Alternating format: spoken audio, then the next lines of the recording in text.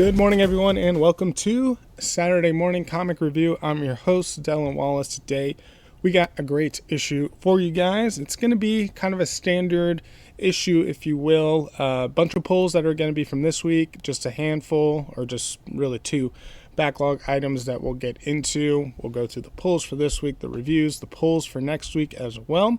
So I think with that, we can just go ahead and get started. So we'll start off with the pulls for this week.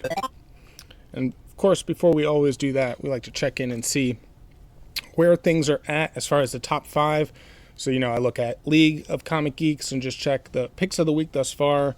So, as of right now, where things stand, we got Absolute Flash at issue number 10 at 20% of the vote. Now, I thought it was interesting that it was Absolute Flash because of where I ended up kind of ranking it and rating it for this week.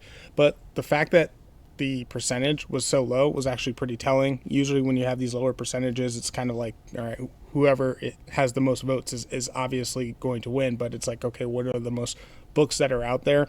And the Absolute Universe has been probably the most highly regarded series, universe, whatever you want to call it, that's going in comics. So although it wasn't like an outstanding book, it just goes to show that there was no other like major standout for this week, and it's just basically the fact that there's so much Absolute that's being sold. So I was a little shocked by that, but it makes sense by the percentage. Number 2 was DCKO Harley Quinn versus Zatanna with 10% of the vote. Then you had Superman the Kryptonite Spectrum, issue number 5 with 7%, Exquisite Corpses, issue number 8 with 6%, and then Nightwing 133 with 5% of the vote. So pretty stacked up, and usually you have one that like leads significantly, and then from there it tends to drop off. Of these, I read 3 of them. So we have Absolute Flash, Superman the Kryptonite Spectrum, and then Exquisite Corpses. So those will be the ones that we review for this week. So let's now hop over to the actual pulls so you can take a look here. Like I mentioned, 8 books in total. All 8 we read and reviewed, so that's all going to be featured on this show. So we had Absolute Flash number 10, The Avengers number 33, Exquisite Corpses number 8, G.I. Joe number 16, The Power Fantasy number 14, Superman the Kryptonite Spectrum number 5, World Tree number 17, and then Youngblood, mass market edition, issue number 2. So those are going to be all 8 of the books, and then on top of that we have some of the backlogs. So with that, I think we can go ahead and jump into the reviews for this week.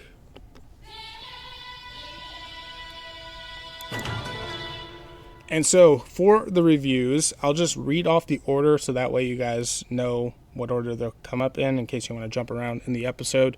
So we have a little bit of a different order because I usually start off with like the Absolute Universe or the Ultimate Universe, but we got the Avengers, issue number 33, then Exquisite Corpses, number 8, The Power Fantasy, number 14, G.I. Joe, number 16, World Tree, number 17, Youngblood, number 2, Absolute Flash, number 10, Superman, the Kryptonite Spectrum, number 5, and then we get into the backlog. So the 2 that we have for this episode are going to be Batman and Robin, issue number 21, and then we continue through Saga. We are now on issue number 38 in this trade. This is volume number 7. So those are going to be the 10 books that we review.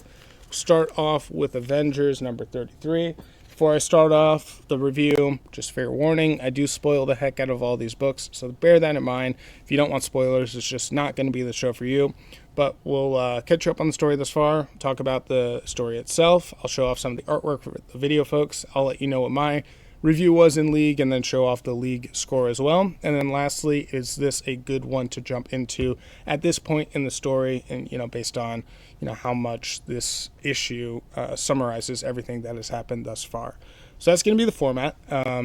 Avengers, issue number 33. If I go ahead and flip over to the screen, you can see I gave it a 4. League, though, only gave it a 3.3. I was a little surprised by this, but in actuality, when I'm thinking about it a little bit more, I was like, you know what, that kind of makes sense in the direction that the book ultimately went in the end. So this one focuses in on the Twilight Council in particular. So we have the Avengers. They're fighting Kang.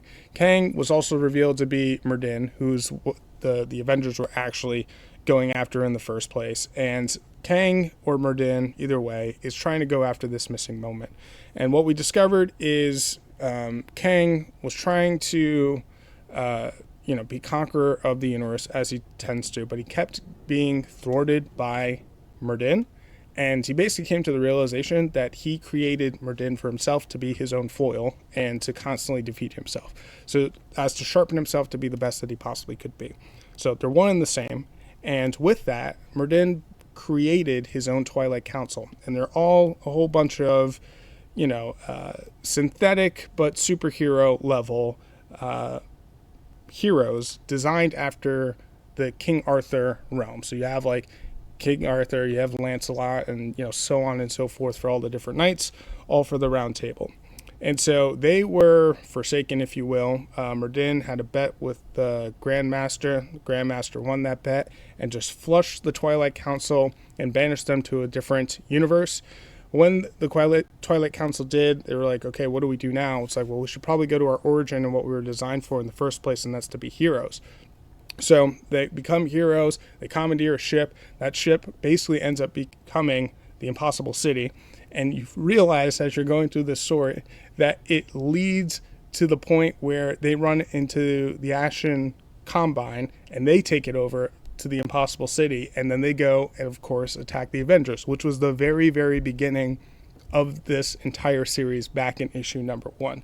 So we got the point where this is just one big cycle and it's just a continuous loop that happens, I guess, over and over and over again is what the book insinuated at the end, which I think is why people were pissed off because they're like, it's just a cycle that repeats itself over and over and over again. How do we now break this loop now that we've made this discovery and this realization? So that's the story. With that being said, is it a good one to jump in at? You're not going to really understand any of that reading from issue number 33, that this connects back to issue number 1. I only know that because I've read it. So I don't think it's a good one to jump into. And I think at this point, we're probably too far gone for Avengers, and you're just going to have to wait for the reboot. I can't imagine they're going to take this thing much longer. It's probably going to get to the point now where we're in the final act, and we have the big battle and the big fight. In some way, somehow, the Avengers are going to either reset the universe or set everything right in one way, shape, or form. I can't imagine there's a point where it makes sense to jump back in, but we'll have to see. I'll say Marvel in particular, they like to reset a whole bunch. They love their number ones. DC a little bit, but Marvel in particular is like obsessed with it. So I wouldn't be surprised if they're like, hey, new calendar year of 2026, we want to have a new Avengers as well. Because it feels like we're kind of getting to that point. 33 issues in means like we've been doing this for like 3 years at this point, right? And so that's probably a good time for them to make that hard reset. So that's probably coming sometime in 2026. So with that, let's go ahead and show off some of the artwork. I'd say the art for this book is pretty standard Marvel's comic. So just keep that in mind. Nothing too special here, which I think is probably another reason as to why League was like, hey, it's just kind of fine. So I think technically a 3.3 is a mixed review as it comes from like their terminology for that numerical grade. But yeah, we basically have the Twilight Council trying to go out there and be heroes. They go after one final battle. This is when the Ashen Combine interferes, and then they get to the point where now they are attacking Earth. And it's now become like the Impossible City. So yeah, it's a big cycle. That's the explanation there. So that's Avengers issue number 33. Again, I gave it a 4. League gave it a 3.3. All right, next up here is going to be Exquisite Corpses, issue number 8. So things are picking up for this one for sure. I gave it a 4.5. League gave it a 4.3. Good issue here, more action focused, I'd say. We are at the stage of this game where people are getting picked off left, right, and center, and a bunch of innocent people are being taken out as well. So, as a reminder, what this story is about is we have 13 original colonies. They had 13 families that are, the Illuminati, if you will. They run the entire country. Every 4 years, they set this tournament where they select some sort of murderer, if you will, or killer, or mercenary, whoever they want. and they put them into like this battle royale sort of tournament, and they'll pick some random town in the heartland of the country, and they'll seal everything off. They'll block all communications, cell tower, internet, everything. And then they'll just put these people in here, and they fight to the death, and the last person standing wins, and then that family then runs the country for the next 4 years. So that's what's at stake. But the innocent people in that town are none the wiser. And so slowly they start to realize that shit's happening, but like now the 911 services are working, their phones aren't working, and they're just basically trapped. So that is the premise. At issue number 8, a bunch of people have been eliminated thus far, and the town is well aware that there is something crazy going on at this point. So it's the middle of Halloween when this is happening. The kids are at this place, I think it's called the Pit, where there's this big bonfire, and you have 2 of the killers there, and they're at the point now where they're like, some of these families don't take this game very seriously. They're rich. They have no intention of actually running the company or country. So what they'll do is they'll literally just pick like a psychopath killer because they think it's hilarious to throw that in and just see what kind of wild card and what happens. And so they have cameras everywhere. And so 2 of the entrants end up at this party, and one rejects the other, and she decides, you know what, screw it, we're all going to die anyways. And she decides to kill herself by jumping with like explosive staff, taped or strapped around her, and jumps into the bonfire. The whole thing explodes, and obviously a whole bunch of people get hurt and injured. That was the end of issue number 7. Issue number 8, the comms are down. The game master is all like freaking out because all the families are getting pissed off because they want to see what the hell is happening. The other competitor, his name is Good Looks.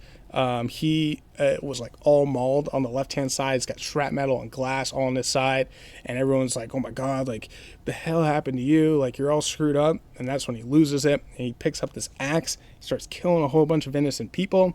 So that's like the first quarter of the issue.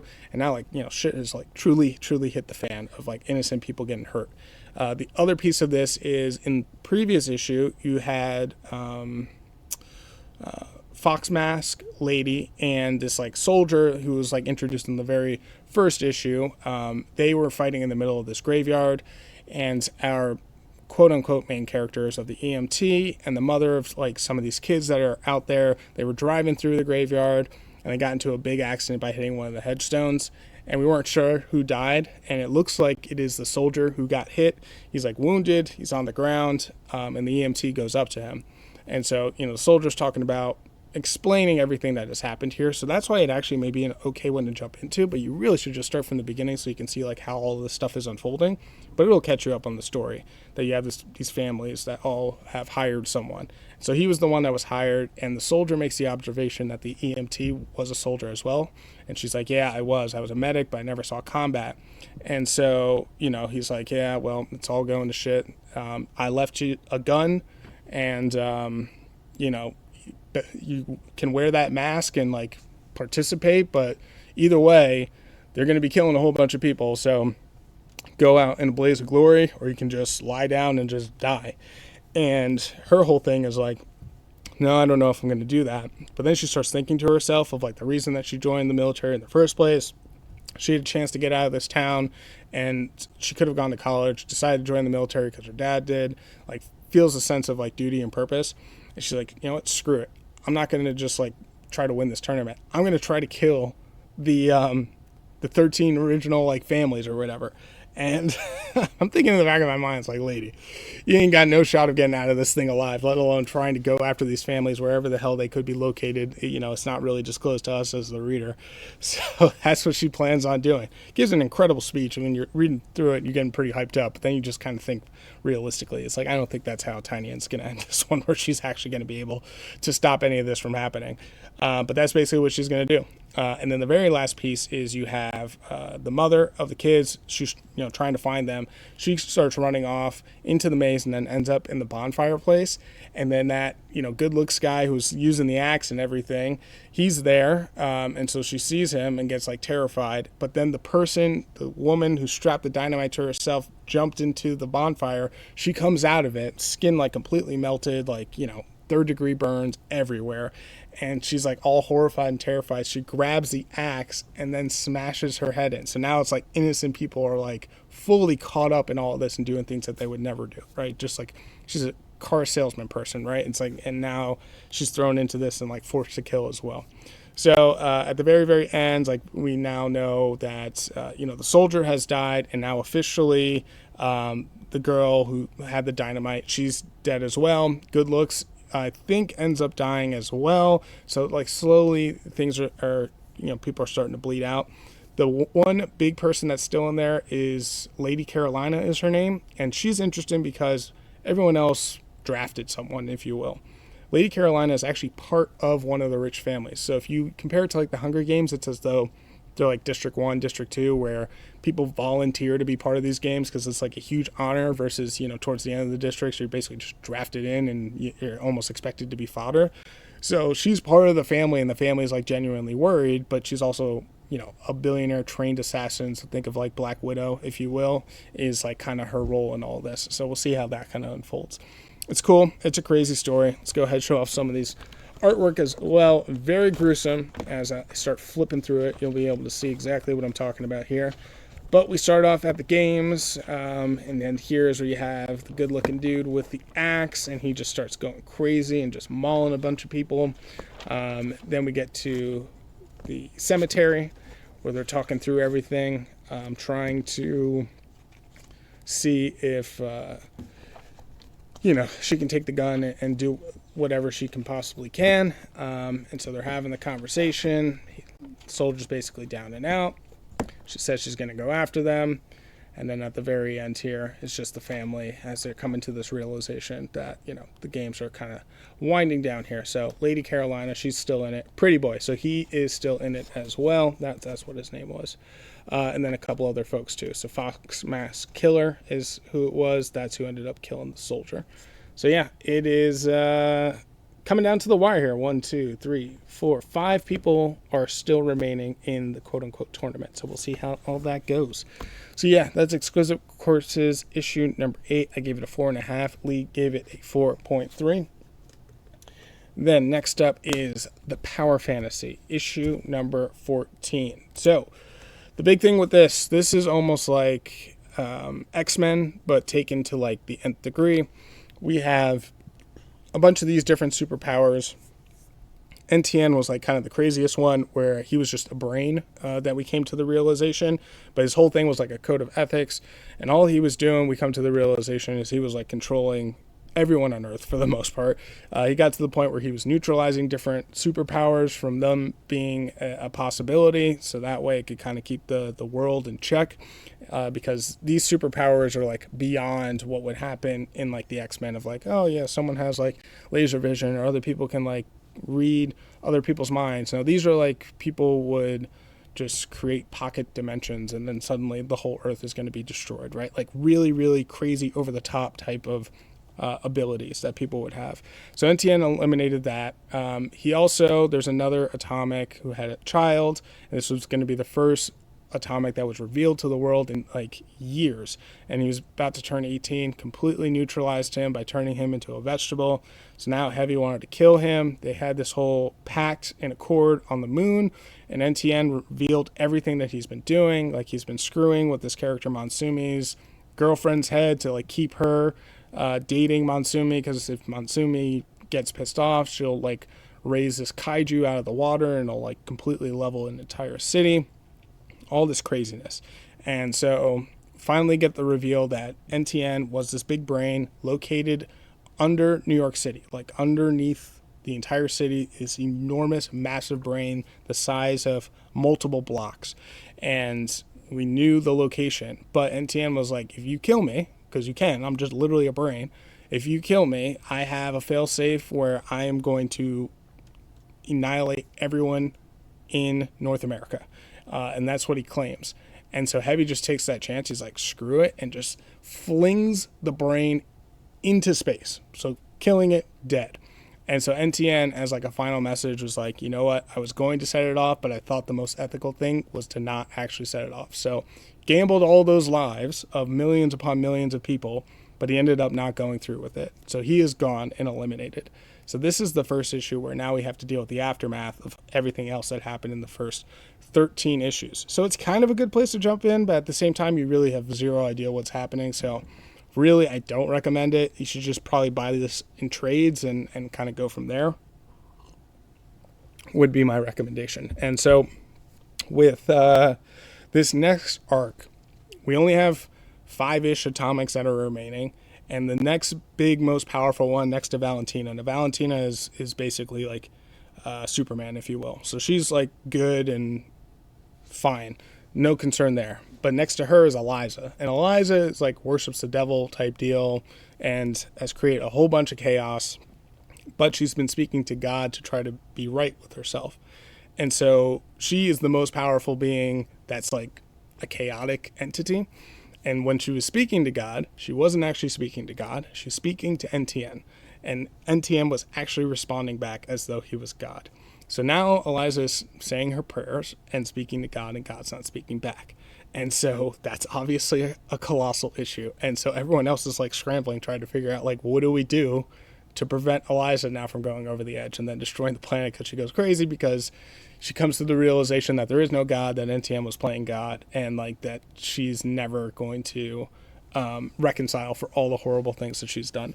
And so they're trying to figure it out, but as they do, Eliza basically comes to the realization that she isn't actually speaking to God, and like, why was he silent during the time that he was? And so for us as a reader, we're like at the end, like, oh shit, Eliza's going to definitely go crazy, and she's going to be an absolute problem. So that's basically a majority of the issue. Her husband, Dev, is about to be vice president of the U.S. They're trying to see if that's going to make anything better.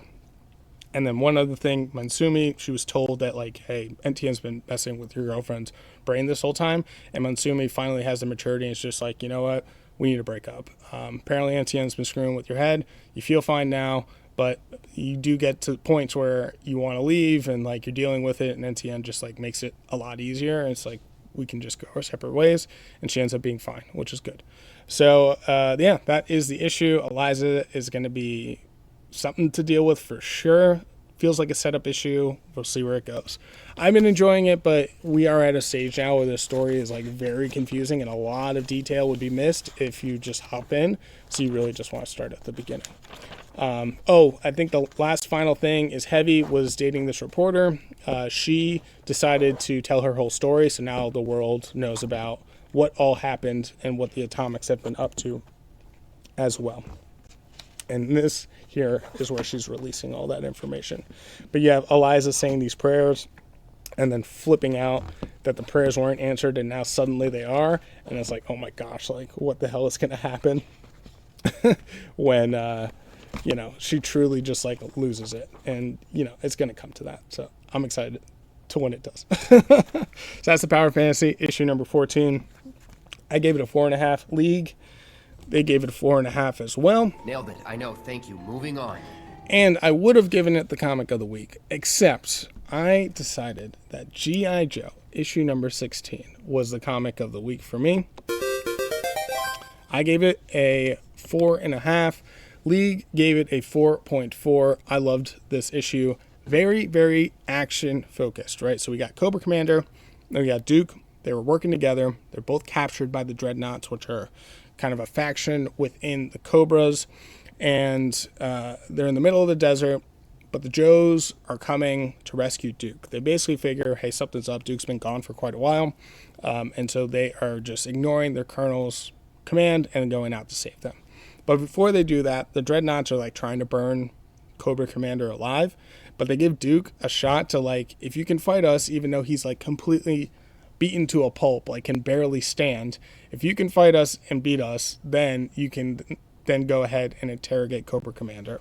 So as they start, roughing him up, that's when the Dukes or the Joes arrive and they start to attack kind of back and forth. So a bunch of action scenes. They look awesome. Did a really good job there. So I'll go ahead and show off the artwork. That a lot more of the storytelling is done through the art and the action scenes than it is through the actual text. But through all the chaos, Cobra Commander is able to slip away. So when he does, Duke does get back with the Joes, but they're like, hey, this is our only shot that we can go after Cobra Commander when he doesn't have like the rest of his army with him. Let's try to get him now. Meanwhile, Colonel Hawk is trying to make a deal with Destro, who's now in charge of Cobra. And Destro was like, hey, let's just sell weapons to both sides and just enrich Cobra as much as possible. Colonel Hawk was like, hey, you have these weapons and stuff, but without the Energon, it's useless. And Destro gets one of his like bodyguards or enforcers or whatever, and it's like, all right, let's see if we can get Hawk to see things our way, and looks to, rough him up. But Hawk actually is a badass and has like the ability of like Duke, and he's able to fight his way out and just barely escapes just in time. And so now Destro is like, shit, like Hawk did expose the fact that we don't have the Energon, so we need the Energon in order for any of this to work. So they're kind of realizing that they're actually going to need Cobra anyways. And then the final page is you have Cobra Commander who comes back, and he comes back with like a chainsaw, like he's going to attack all the dreadnoughts. It's a dope issue. Really, really cool. And a fun one at that. Probably not the one to jump into. It's the Dreadnought War. This is part 4 out of 5, so I don't think it's going to be the best one there. But it's a fun one from an action one. So if you want a really action-focused comic book, like this is the one for sure. And, with G.I. Joe, it is all action-based anyways. You don't need too much context to kind of catch you up. Like Cobra, bad. G.I. Joe, good. Right? We just know, and you can kind of just go off to the races. But the artwork here, I think, is pretty cool and gruesome, but also like a fun time as well. So there's Cobra Commander at the end with the chainsaw above his head, like looking like an absolute psychopath. So yeah, that is G.I. Joe issue number 16. Again, I gave it a 4.5. Lee gave it a 4.4. Then, next up is World Tree, issue number 17. So, I liked this issue of World Tree more than the previous issues, but not quite as much as the early kind of volume, if you will, volume 1 and volume 2. So, this one, I gave it a 4. Lee gave it a 4.3. This takes us back from, like, the way future, where society has completely fallen apart, to a little bit after, and society is, like, falling apart from the events that took place. So World Tree is about the undernet, right? You have the internet and then the undernet. The undernet is like this thing, you look into this monitor, it casts a spell on you, and it makes you go crazy, and you start killing a whole bunch of people. So this girl, Sammy, who is the sister of Gabriel. Gabriel is this huge tech billionaire who made all this money in software.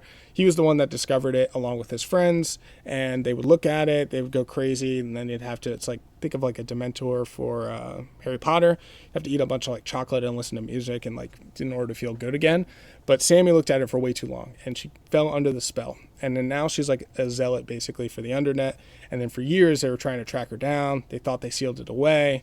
She shows up and she starts showing it to some people, and it gets to the point where it gets loose and it gets completely out of control. And now society is basically falling apart because of it. Gabriel is dead. He was killed. And now Sammy is out on the loose, and no one else seems to be able to put a lid on it. So his friends, Gabriel had like a failsafe of like, hey, if I die, here's what you can do in order to like shut it all down. And so his friends are trying to piece all of that together. And this kind of brings us to that story of what exactly they're doing. They broke into a house of like one of Gabriel's, I guess, kind of coworkers or like other tech billionaire CEO, where they're trying to get some information. At the same time, the FBI is trying to figure it out as well. So they break in and they get a piece of information too. Also, there's this attorney who's involved who is like able to give the friends enough resources that they need, but at the same time needs to like block out the FBI. And that's what the story really is like each side is like being super coy about what they know and what they can share and how they're trying to stop it without sharing information with the other side. No mention of Sammy and like what else is happening, but it's at the point where it's like, think COVID, where the first strain has come and gone through all the world, right? Went to China, Italy, throughout India, then the US, and then like the first strain was done, and then Delta then came. So it looked like they're past wave 1, and then potentially Delta's about to hit. That's like the best way that I can articulate it. So tough one to jump into. I would not say it's a good one to jump into at all. Start off with the trades and see if you like it. It does fall off a little bit for me, to be honest with you. This is getting back to the point that I like. When we went way too far and society was already destroyed, I really didn't enjoy that piece, to be honest with you. But now that we're back here, we'll see where it ends up. But the fact that we know that it does all go to shit, it's like, it's not going to work, whatever they're doing. So we'll see how Tiny kind of wraps all that together. This is a Tiny joint as well. This is actually the first book of his that I read. And now you got Nice House on the Lake. You have the Exquisite Corpses. You got a bunch of stuff from him. So just a twisted dude in the best way possible. So let's go ahead and show off some of the artwork here.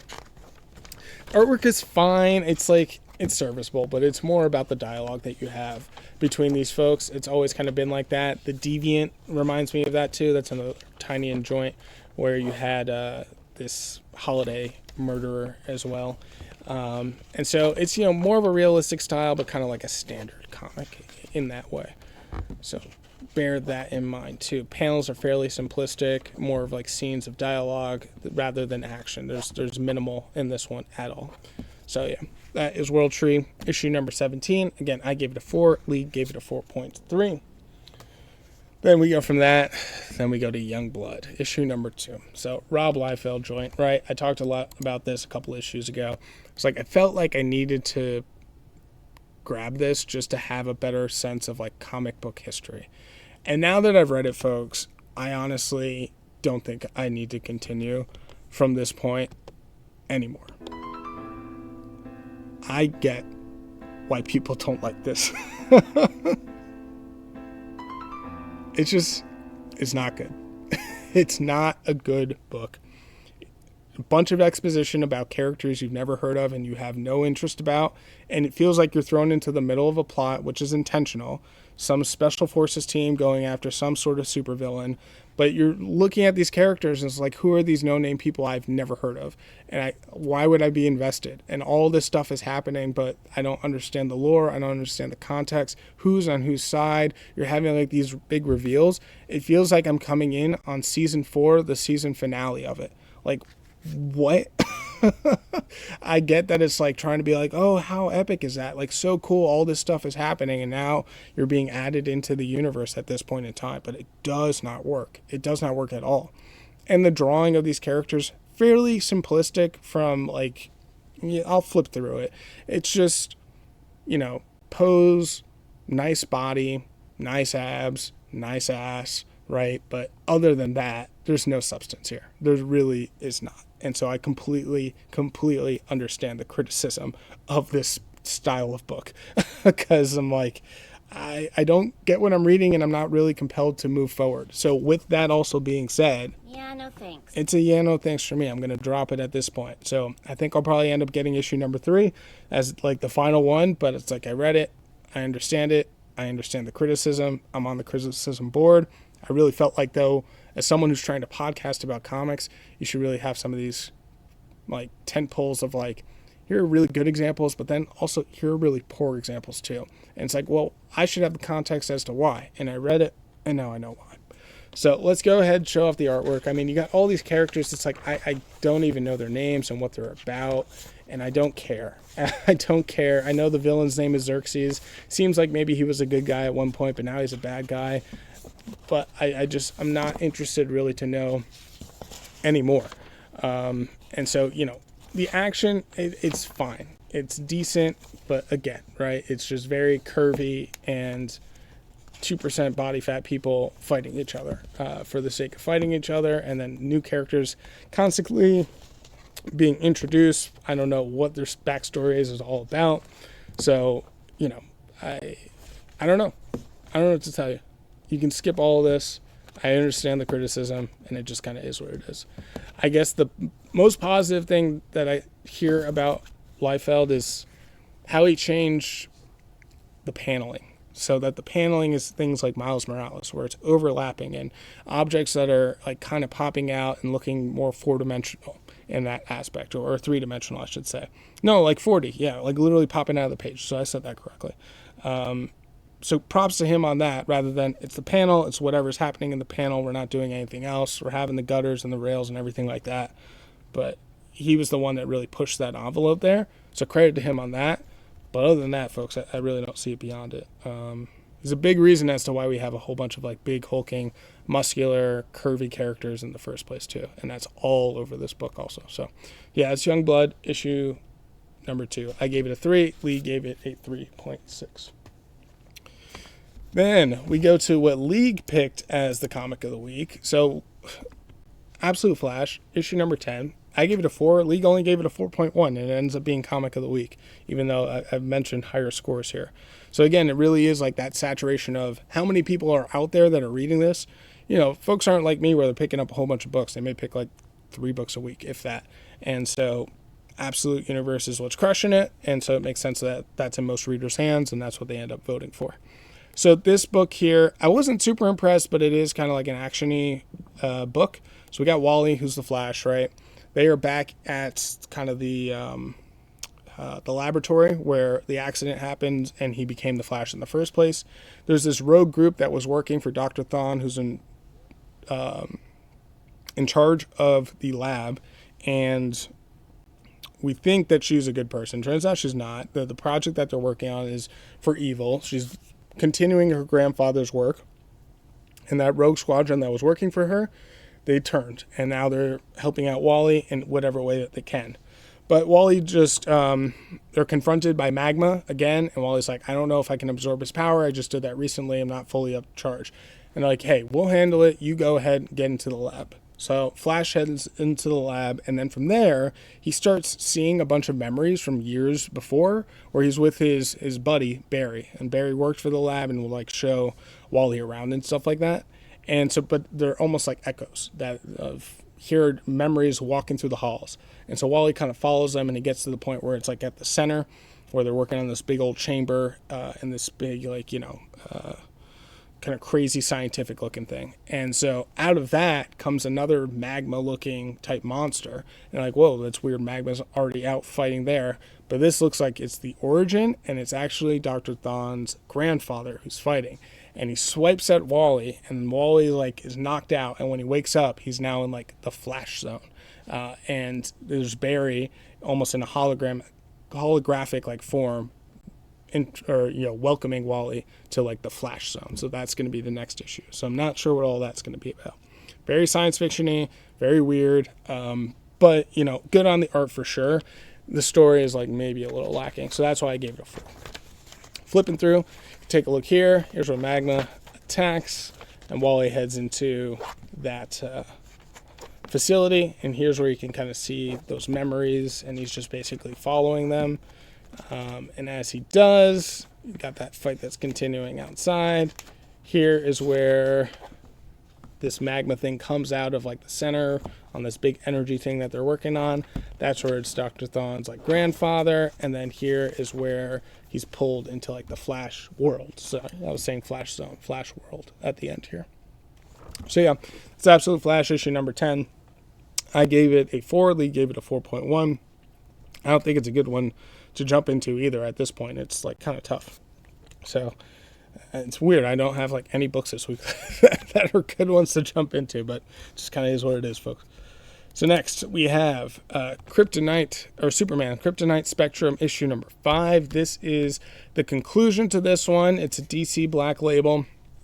It's been a fun series thus far, and it has kind of a standard conclusion. So I gave it a 4. Lee gave it a 4.1.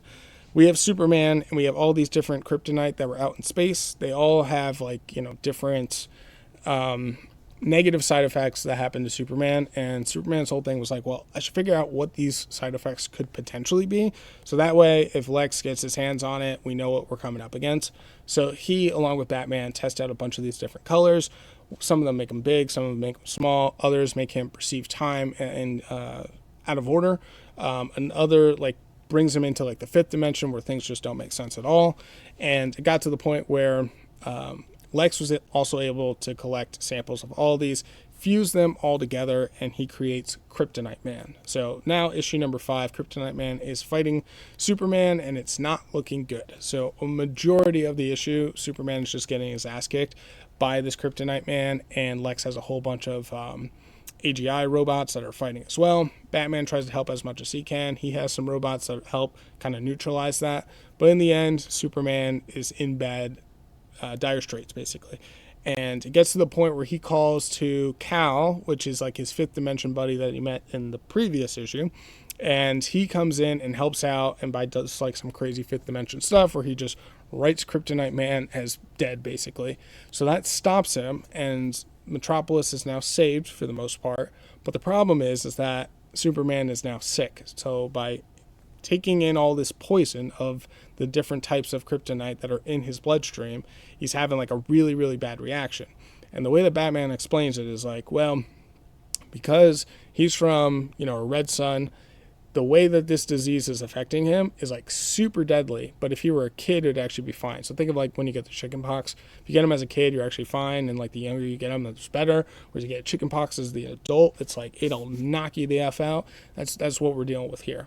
And so what they basically decide to do is like, let's use one of the kryptonite things to make him a baby so he can fight the way through this infection, and then so that's what they do. So he's a baby at the end of this, but it looks like he lives and everything, and then I imagine at some point they're going to return him to his normal self. So that is basically the story in a nutshell. Not the one to jump into, of course, because it is the conclusion, but this is the book that I always mention is like very derpy in its art style. It tries to be funny, and there are parts that are, but a lot of the time I wasn't actually just like laughing out loud. I think the ending is kind of cutesy too, the way that they did that, and you know, they still kind of made it a good ending. At the end too, they mentioned a couple times that Lois wanted a baby, so this was her way of having a baby by taking care of Clark. Here's where Cal rewrites Kryptonite Man out of existence, basically, and then he's sick towards the end here, doing all the experiments, and then at the very, very end where he gets transformed into a baby in order to fight off that disease. So that's the conclusion.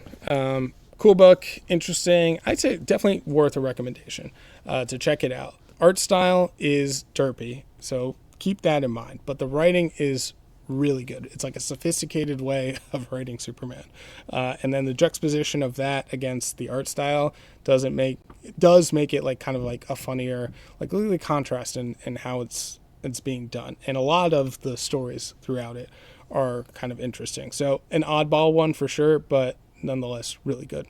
So yeah, that is Superman the Kryptonite Spectrum, issue number 5. Again, I gave it a 4. Lee gave it a 4.1. Then we get to our backlog issues. So we are continuing our journey through Batman and Robin, issue number 21. I gave it a 4. Lee gave it a 4 as well. Nailed it. I know. Thank you. Moving on. And so for this one, it is a continuation of Memento, but it's like a different part. I think it's called the Gotham Cycle. Yeah, part 2. But it's still Memento who we're dealing with. So Memento has attacked. They're trying to figure out who exactly it is. A former colleague of Bruce, when he was overseas in London trying to learn how to be a detective, they were trying to catch this guy Memento. They did, but it was revealed that who Memento was actually their mentor, was blamed for it, put into jail, put into psych ward, and has since died. And then now that Memento is back, she has flown over from the UK and she's trying to figure this all out as well. She doesn't know that Bruce is actually Batman, although we think that she's starting to catch on a little bit. And so Memento's still at large. Robin is now missing as well. And Batman's trying to figure out, okay, where's Memento going to strike next? So that way he can go and stop him and then find Robin too. So that catches you up. Issue 21, it's both, the detective's name is Catherine and Batman. They meet at this opera house. That's where they assume the next place is going to be. They argue on the top, of the theater, looking down for quite a while, especially because now that Robin's missing, Catherine's all pissed off because she was working with him, trying to figure out like kind of next steps and stuff. And she's like, Bruce, like you're an adult and like you just let this kid get captured and get hurt. Like how are you responsible? Like she's just popping off on him. He's like, look, none of that is going to help us out right now. We just got to figure it all out. And while they're arguing, sure enough, Memento shows up on the stage, has a bomb strapped to him, right? And it explodes. And so many of the people get out of the way, fortunately. This one person nearly doesn't. Batman gets down there, and he's able to save that person. So it looks like no one actually got hurt. They chase the guy out of the theater, and very quickly Batman realizes this isn't Memento at all because he's all like kind of ghastly in the way that he appears, and it's just a person. Sure enough, they stop him. It is a person. He's like this acolyte or zealot to Memento, and they're basically like trying to figure out what exactly to do next. And they're like, this guy is just going to be a dead end for us. And so Batman's like, screw it. I got to get like the street kids involved. And so he goes and finds like some kids that like know the sewers and stuff. And it's like, hey, you guys got to feed me all the information that you possibly can, because they're at the point where they just have zero leads whatsoever. Catherine as well doesn't believe that it was the detective, mentor who was the one that was Memento, the killer. And she was like, but I had to check, and I know he's dead. I had the psych ward check the grave if he's still in there, and he's not. His body's not in there. Then for us, the reader, we go to where Robin is, where he's held captive somewhere, looks to be somewhere underground, but no windows or anything like that. And then sure enough, he's trapped in this cage, and then he's looking out, and it looks like the detective mentor, and he looks all dead and like decomposed, but he doesn't look like Memento. So I don't exactly know what his role is in all of this. We'll have to see, but that's the cliffhanger. Like, for sure, he's like raised from the dead, but how is he involved? Is he actually Memento? Is he not? Is he trying to stop Memento? We'll have to go and see. So that is the story. That's the cliffhanger, and that's the end. Not a good one to jump into at this point at 21. This one came out in May, so I think to get current, it's probably going to be around issue number 26 or something like that, would be my guess. But I only have one more left because I dropped this, and I kind of regret it because I'm actually enjoying it a lot, but it is what it is. So here we are at the Opera House where he's got the bomb strapped. It explodes. Everyone able to get out of the way. And then they chase him down, and that's where they find him. This is where Batman starts to recruit some of those street kids to help him out. And then we get Robin at the end here with, boom, this creepy detective old man who is looking on at Robin in the cage. So yeah, Batman and Robin issue number 21. Again, I gave it a 4. League gave it a 4 as well. And then last but not least, folks, we are going to go to Saga issue number 38. This is the second issue in volume number 7. We have Alana and Marco and Hazel. So that's mother, father, and daughter. They are taking a pit stop at this comment as they're all together in the spaceship along with Prince Robot. They're trying to head back to Prince Robot's son. So this one I gave it a 4.5. Lee gave it a 4.6. They make the landing onto the comet for refueling, but it takes way longer than they anticipated. They thought it was going to be a couple of hours to maybe a couple of days. They end up stuck on this comet for 6 months that they are there. And Prince Robot's getting fed up with all of it. He's like, hey, back when we had a stronghold as the robot army people on this comet, there was a base here. And so I'm just going to go out in an adventure and see if I can find a base. The reason they haven't done that previously is the comet is at war. So they are just like in this nice little pocket where no one has gone near them, but it's like a full-on civil war that's happening here. And so the one character that is here is like there's this ghostly kind of babysitter that's imprinted onto Hazel, and she talks to Prince Robot about this. It's like, hey, you don't have to risk your life going out there. I'm a ghost. I can go ahead and investigate and get the fuel for you. She's like, well, you're a ghost. Isn't it going to go right through you? He's like, well, good point. Well, maybe I'll just scout it out, and then that way you'll know, so that way you don't have to waste a trip and endanger yourself. She's like, okay, fair enough. Good idea. She goes out there, and when she gets to the base, she runs into some freelancers. So freelancers are basically bounty hunters in this universe. And they're freelancers that we've never met before. And sure enough, they are trying to go after Marco, Alana, and, well, they probably don't know about Hazel, but I'd imagine Hazel as well. And the ghost is like, oh shit, that's not good. And so the freelancers are incredibly smart. It's like these two Siamese twins guys, and like one body, two heads.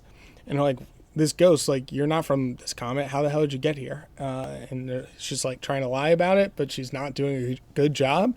And she's like, well, did you potentially imprint on some sort of half-breed child? And she's like, oh no, this is not good at all. And so she tries to run away, and she's a ghost. So you think that she's going to be fine. But they have some sort of technology and some weapon that they use as like a whip, and they like capture her, and she's like, oh shit, I don't know what to do now. And they're like, you can either tell us where they're at or we're going to kill you. And she's like, you know what? You're not going to get a damn thing from me.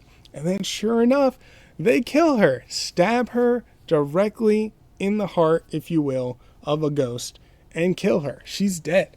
So major, character that has died off, unfortunately. And so I was like, damn, that is insane. So now, obviously, Alana, Marco, Hazel, the Prince Robot, they're all in super big trouble here of like, what the hell is going to happen? That was the biggest piece that happened here. Other than that, the Will, who's another freelancer, he's going after Gwendolyn for some reason, or he wants her. So we'll see what the reason is that he does. But that's Marco's ex-wife previously. And she was featured a little bit in the previous issue, so we'll see what that B-plot ends up kind of formulating in the next couple of issues. So that was the main thing. So yeah, Saga, every single time, man. So good. It always gets you thinking. And always like big shock moments that take place here as well. So let's see. I always got to be careful, of course, with Saga too, because there is some nudity that is involved. So here they are on the planet, and where the ghost is having some conversations with Prince Robot about heading out there. This is also where the Will is talking, trying to find Gwendolyn. Here is where he runs into those kind of Siamese twin looking dude, gets captured, interrogated, and then at the end here is where she dies too, stabbed right through the heart. And now Hazel, she could feel it as well because she was like, imprinted on. So she's like intertwined with that ghost as well. So yeah, crazy story, crazy issue. We'll see where it heads from here. It's going to obviously be a major conflict that takes place. And that I'm sure is going to be a majority of this volume, but still continues to be excellent stuff. Obviously, of course, get this in trades at issue number 38. Not the time to jump in. With that, let's go ahead and recap everything, because that was the last book. We had Avengers issue number 33, the discovery that this is all a big cycle that continues to happen over and over again. Exquisite Corpses issue number 8. We just have more of the players dying off, and then some of the civilians that are really getting involved in the conflict. Power Fantasy issue number 14. Eliza is becoming a big threat. G.I. Joe issue number 16. The Joes saved Duke, but now they're trying to see if they can capture Cobra Commander as well. World Tree issue number 17. So a little bit of the fallout from the first kind of pandemic with the Undernet, and now the Friends and the FBI are trying to see if they can fix it. We got Youngblood issue number 2 for me. This is just where we stop here. Just a host of characters trying to do some saving hero stuff. Absolute Flash issue number 10. We got Wally here, who finds himself in Flash World, and maybe he's gonna meet Barry there finally.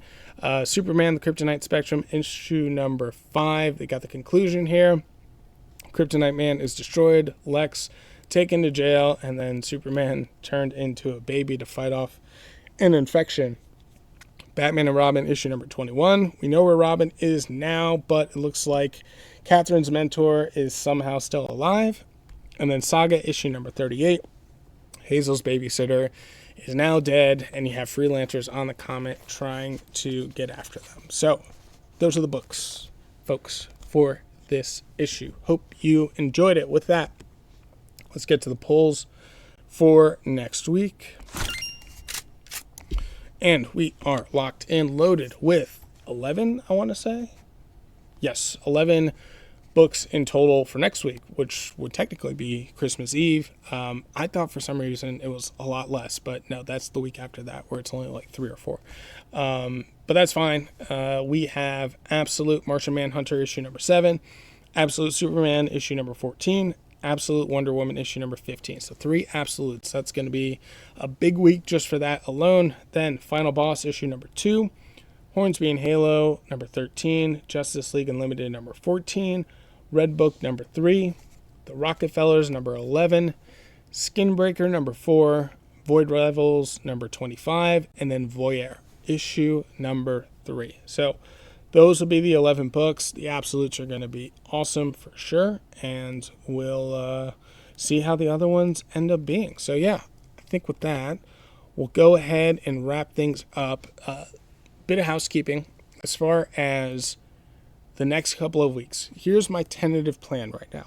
So we have Christmas obviously next week, and then the week after that, we're out of town visiting some family. So what I think I'm going to do, no Omega. The next Saturday's issue is going to read like an Omega, because I'll probably start reading some books earlier in the week and then record and then post that on Saturday. Then the following week after that is going to be these 11-ish books that I pick up. I'll read through as many of those that I can, and then that'll be posted on the following Saturday, which is like January 3rd or something like that. And then when we come back from the break and it's the new year and that Monday and everything, it'll be back to kind of normal. And then from there, that's where I think we'll start potentially picking up back the Omegas, but for sure we'll get back to our regular cadence. So I think that's how I'm going to do it for this podcast. Obviously, everything's TBD, so just kind of keep that in mind. But with that being said, we'll go ahead and wrap it up. So thank you so much for tuning in. I greatly appreciate it. Obviously, in the description below is where you can see where you can follow the show on social media. Feel free to like, subscribe, share. Let anyone know who would be interested in comics that you think would find the show interesting. Let them know about it. That's how we grow this thing one show at a time. I think also in the description, if you'd like to support, there is a URL, buymeacoffee.com/saturdaymorningcbreview. That is where you can go ahead and support the show. Any funds will honestly just help go towards paying off some of these comics. But yeah, I think that is it. So we'll go ahead and close it out. Thank you so very much for tuning in, and I will see you guys in the next one. Go, go, go, go.